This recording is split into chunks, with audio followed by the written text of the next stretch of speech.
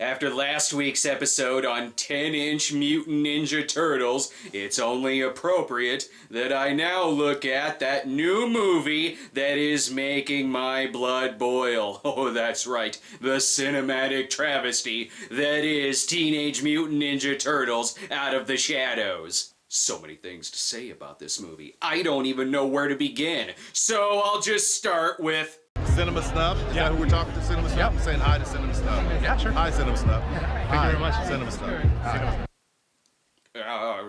That it's the greatest movie so far this year, and that the only travesty is that not enough people are flocking to see this flawless masterpiece. Oh, I'm so angry. I need something trashy to take my mind off of things. Is there an 80s slasher film where a killer stalks some scantily clad women with a power drill that clearly represents his cock?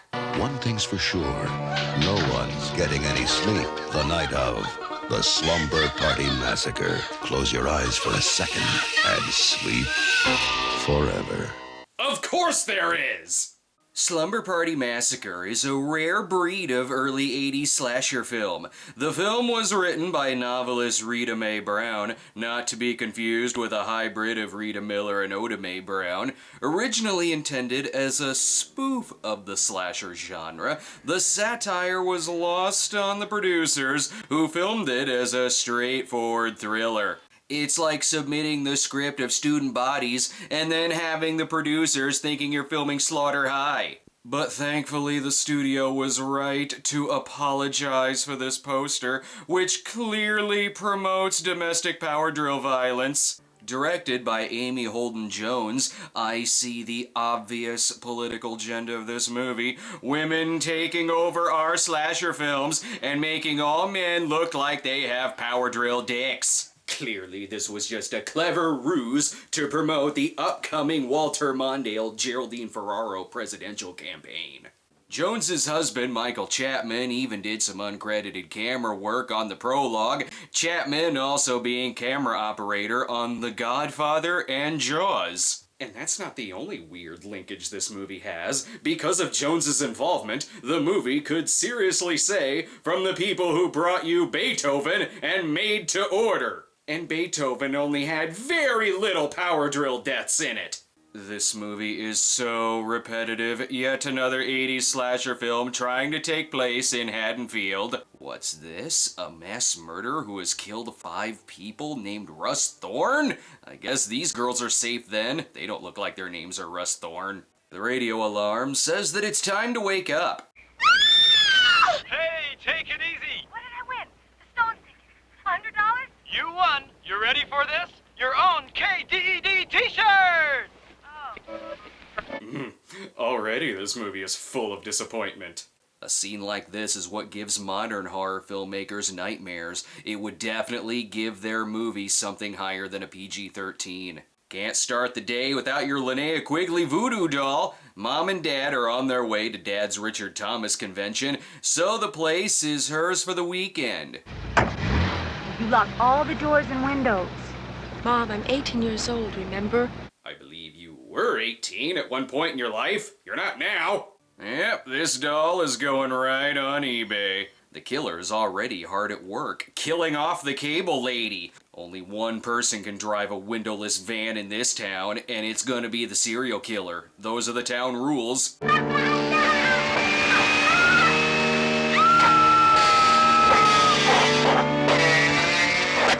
If you wanted free HBO, all you had to do was ask. I see these guys have the same classes as the characters from The Pretender. They just stand around and lurk at women. I suppose they wouldn't have classes. They graduated like 10 years ago. Alright girls, good practice. Now go to the showers and throw tampons at Carrie White. We've secretly added a women in prison film to this slasher movie. Let's see if the audience notices.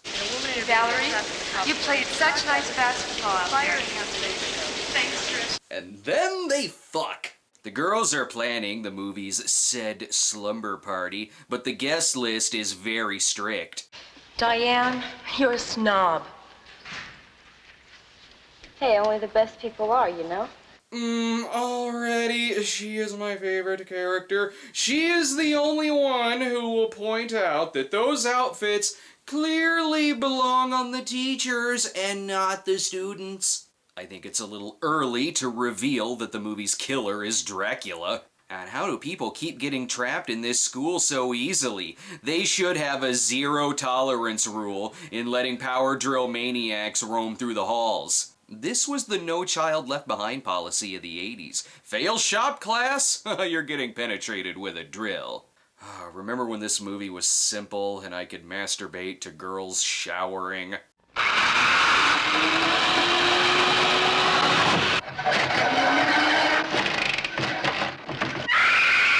Now I gotta masturbate to drill porn. I only do that like once a month. You could say a lot about Denim Voorhees, but Quiet and Subtle is not one of them. Look guys, if you're gonna film Slumber Party Massacre, let the actors know that you're filming them.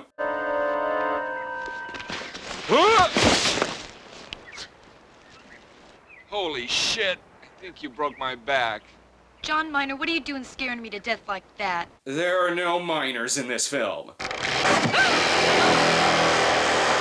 But there's a continuous amount of drill fucking. My blue balls are starting to get splinters. It's Trish's only moment alone before the party, so that means piano solo.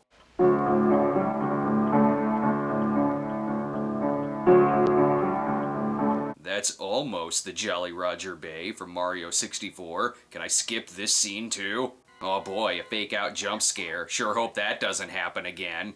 I can't tell who the students are. She looks 35, so, I don't know, a high school junior? Cat jump scare. I'm so surprised that happened. Nothing else for the guys to do on a Friday night. Might as well go get murdered. The girls do their best to hide the weed and beer from their neighbor. Don't know why. Looks like he could have been the one who supplied them with it. And now they're fixing a little drink I like to call the 80s. Valerie, meanwhile, is stuck watching over her little sister. She's having her sweet 26 party this weekend. Look at all the fun they're missing. What did the guys see in her anyway? She's beautiful. I think she has a big mouth. Hey, it's not how big your mouth is. It's what's in it that counts. Ooh, yeah. Mouthful of bubble tape. She's totally convincing as a 13-year-old, hanging out with Raggedy Ann and Andy, sneaking Playgirl magazines under the mattress. You don't look like you're in junior high. You look like you're a fetish for a creepy old man. And your sister looks a little like Mary Elizabeth Winstead. Dude, bro, just like on Skinamax, they're totally gonna take all the money from Andrew Stevens' bank account. Wait a minute, there's 2 killers? That's not a power penis. Gross. Hi, Mr. Contact. Hi, Diane. I hope I didn't startle you. I'm used to people coming up behind me and chopping a snail with a meat cleaver. And power drills, too.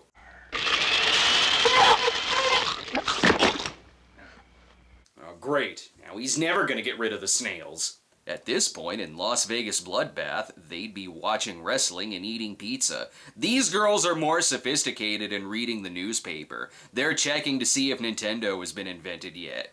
Uh-oh, the lights went out. They're gonna break so many vases when they have their pillow fight. Cut it out, you guys. Submitted for your approval. A group of suburban housewives having a high school slumber party. I'm running out of ideas.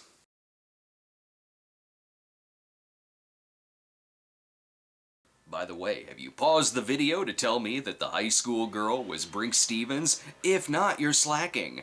Hang on, girls, you gotta wait for the fake out jump scare to catch up. I know who turned the lights out. I see where this is going. Jeff! Hey, don't kill me, I give up. Aha! I knew it! Boys at the slumber party! Such a mess the killer is making. This is what happens when you don't have a neighbor around to chop snails. Only thing lurking back here is another fake-out jump scare, and one pissed-off cat because he arrived to the jump scare too late. At least he won't miss this awkward conversation. Do you think I'll ever be beautiful? Well, given that this character is played by Crystal Bernard in the sequel, sure. let's get back to the sexy talk. So Zachary at least made it to the 4th inning with no runs. Oh my god, they're talking about sports! I've come 5 times! 2 people making out with a killer on the loose. I expected producer Roger Corman to shy away from these B-movie tropes. Hot, she's trying to put a hot dog in his eye, because that's what abstinence programs taught in the 80s. And if you had sex, you'd be murdered. Well, that was a bitch, but now it's done. Look at the bright side. At least they made delicious daiquiris out of his head. Finally, an image in the movie that perfectly symbolizes internet comments. Too far, movie. You deserve a pizza break. And the best part is, since the pizza guy has been murdered, you don't have to tip him. Use the extra money to buy more lollipops. Valerie could help them out, but she wants to leave Courtney there since Courtney's the older, younger child. I'll tell Mom. She is your mom! Good thing they got a couple manly thinkers in this house. Maybe we should split up. Bad plan! Very bad plan! If this were a proper spoof of slasher films, it would say things like, "This is sorta like the movie Halloween," and the neighbor's name would have been Wes Cunningham Carpenter Romero. This splitting up idea is much better than if everyone just ran together in a group down the middle of the street. At least then maybe it would have only been his shoulder that was split. Stupid people! The dumbass may be murdered, but thank God Valerie gets to watch her favorite scene from Hollywood Boulevard. And Courtney gets to continue this phone call. And he stuck his tongue in my mouth. I could have died. Thought I was gonna throw up or something. No, I didn't throw up. I just felt like it. It was so gross. It's all slimy and everything. Oh, I just wanted to die. Well, then stop making out with the neighbor's Labrador. One of the dead bodies blew out, so he's got to grab the spare. The girls are busy posing for the box cover. Speaking of, most of these girls aren't even at this slumber party. Thankfully, someone here knows of a little thing called priorities. Well, life goes on after all. And eating makes me feel best. When I feel bad, and boy, do I feel bad. Oh. Seriously, no one knew this was supposed to be a comedy? You girls sure you don't want to split up like the guys did, or are you having fun not being stupid? At least one of the guys gets featured on firsttimeguyonguypowerdrilling.com. Uh-oh, did someone sneak out past their curfew?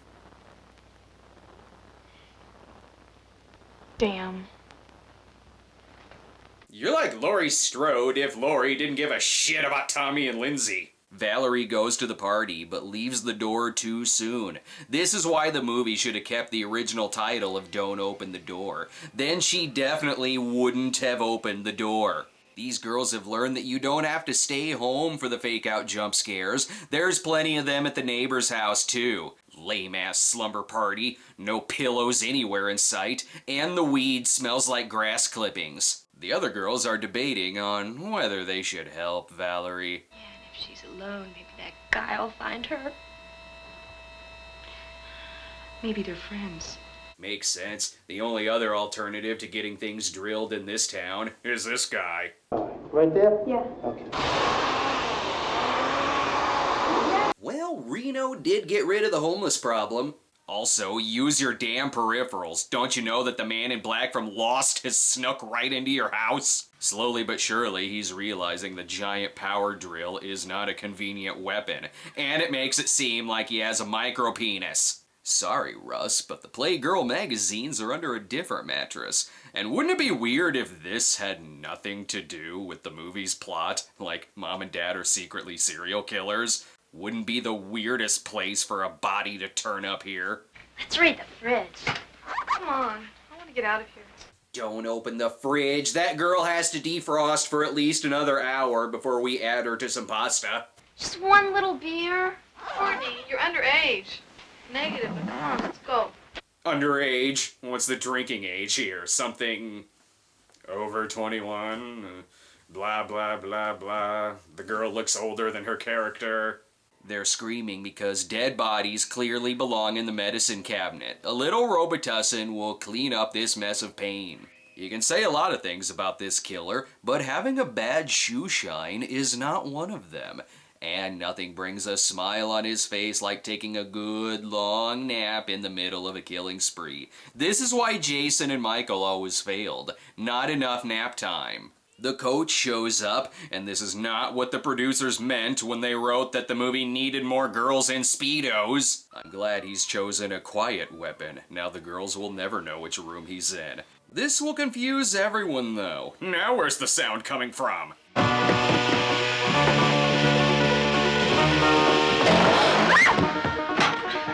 Idiot! This weapon doesn't have a power cord. It won't do in this film. Hang on, I'm not used to seeing speech time from a slasher killer. All of you are very pretty. Takes a lot of love for a person to do this. Actually, it takes about 75 minutes. The power drill is really overcompensating on the movie's very short running time. Let's humble this fucking killer. Boom! Castrated! And just because you've cut off his hand and sent him into the swimming pool does not mean he's gonna be dead. For the penetrator has to become the penetrated. The safety word is... Now time to invite Bronson Pinchot and Curtis Armstrong over to help them clean the house before Mom and Dad get home. Oh shit, the cops are showing up. Let's end the movie fast. We have no filming permits here. Well, this obvious parody of slasher films makes no sense when you compare it to the real world.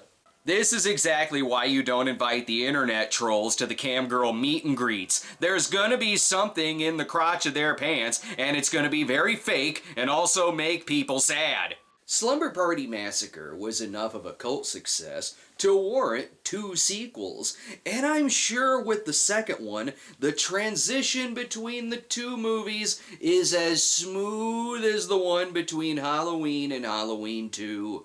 A terrifying cross between Nightmare on Elm Street and Texas Chainsaw Massacre. Does this look like a dream to you? Does it? What? That's not how guitars work!